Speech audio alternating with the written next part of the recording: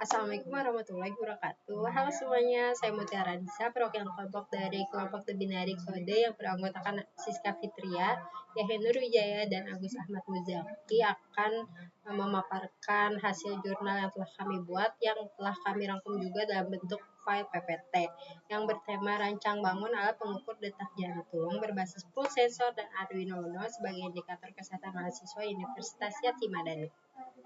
Latar belakang. Kesehatan merupakan faktor penting yang mempengaruhi produktivitas dan aktivitas sehari-hari, khususnya bagi mahasiswa yang memiliki jadwal padat dan tingkat stres yang tinggi.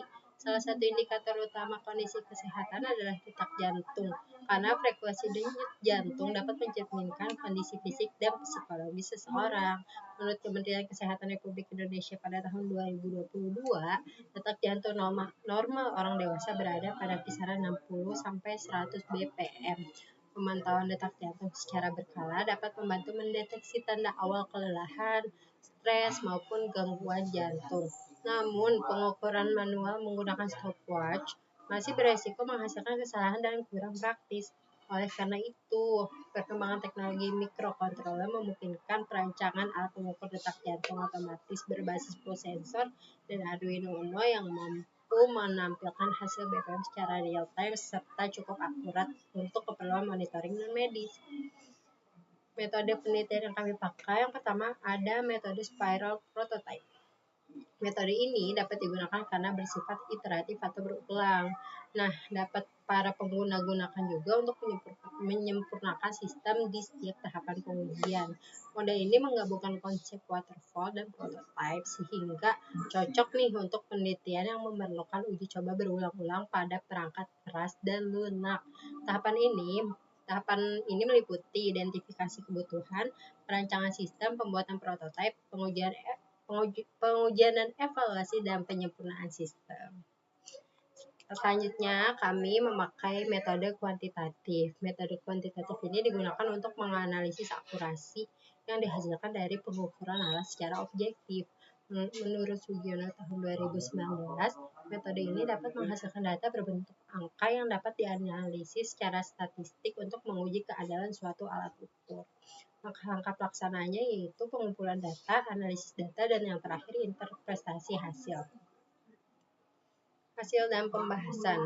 Untuk hasil pengujiannya, yang pertama ada visualisasi data untuk memperjelas perbandingan hasil pengukuran antara metode manual dan alat rancangan. Dibuat grafik perbandingan detak jantung pada setiap kondisi. Nah, ini untuk gambar grafik sinyal detak jantung dan hasil perhitungan BPM real time, dan ini untuk tabelnya ya. Sistem ini akan mengirimkan peringatan otomatis melalui email jika detak jantung pengguna berada di luar batas normal. Pembahasannya yaitu hasil pengujian ini menunjukkan bahwa alat pengukur detak jantung berbasis pulse sensor dan Arduino Uno memiliki tingkat akurasi yang bervariasi. Pada dua responden yaitu Siska dan Nyoman, hasil pengukuran alat mendekati pengukuran manual dengan selisih masing-masing 2 bpm dan 3 bpm, yang menunjukkan bahwa sensor dapat bekerja cukup stabil pada kondisi pembacaan yang optimal. Namun, pada responden Mawan terdapat selisih pengukuran yang cukup besar nih, yaitu 22 bpm, yang mengindikasikan adanya gangguan pembacaan akibat faktor penggunaan seperti posisi dan tekanan jari yang tidak stabil serta adanya noise cahaya pada sensor optik. Secara keseluruhan, alat ini mampu bekerja dengan baik pada sebagian responden, namun masih memerlukan peningkatan stabilitas agar hasil pengukuran lebih konsisten di berbagai kondisi. Meskipun tetap unggul karena mudah digunakan, biaya rendah, dan sesuai untuk pemantauan detak jantung non-medis secara real time. Kesimpulannya yaitu penelitian ini berhasil merancang dan menguji alat pengukur detak jantung berbasis pulse sensor dan Arduino Uno.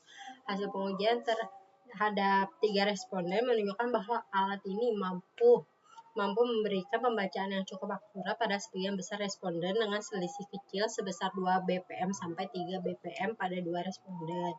Namun pada satu responden ditemukan selisih yang cukup besar yaitu 22 bpm, yaitu yang menunjukkan bahwa alat masih sensitif terhadap faktor penggunaannya seperti posisi jari dan kestabilan sensor.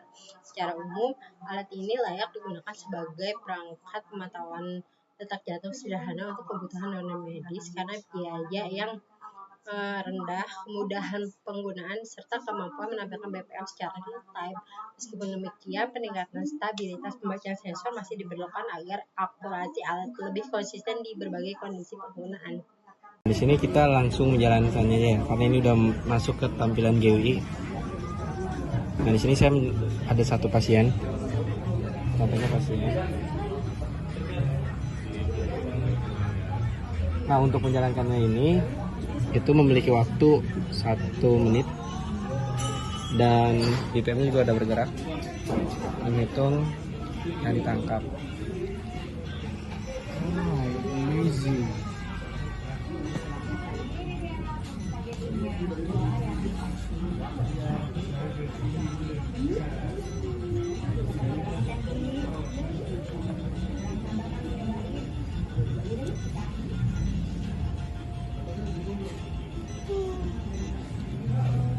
Berapa lama ya?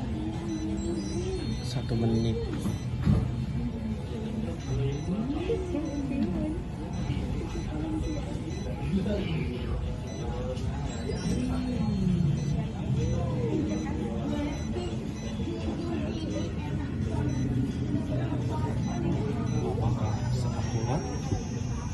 Nah, di sini hasilnya udah keluar ya. Di sini juga keluar.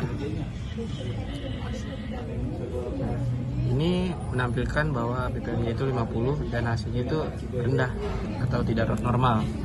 Di sini juga sama. Nah, karena di sini itu alatnya tidak akurat seperti medis biasanya.